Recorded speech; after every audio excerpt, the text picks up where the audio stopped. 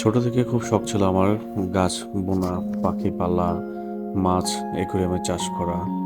তো যখন ক্লাস 8-এ পড়ি তখন ছোটখাটো বাগান ছিল আমার, ফলের গাছ, ফুলের গাছ, অনেক কিছুই।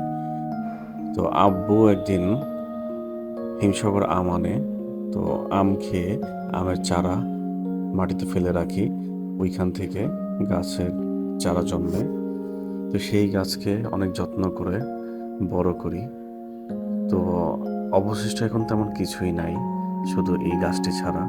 আলহামদুলিল্লাহ, গাছের পাতা দেখলেও শান্তি লাগে।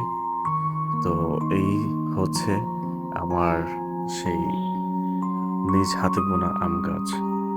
আল্লাহ তাআলার অশেষ রহমতে গাছে কিছু আম আছে, দেখলে মনটা শান্তি পায়, খুবই শান্তি পায়।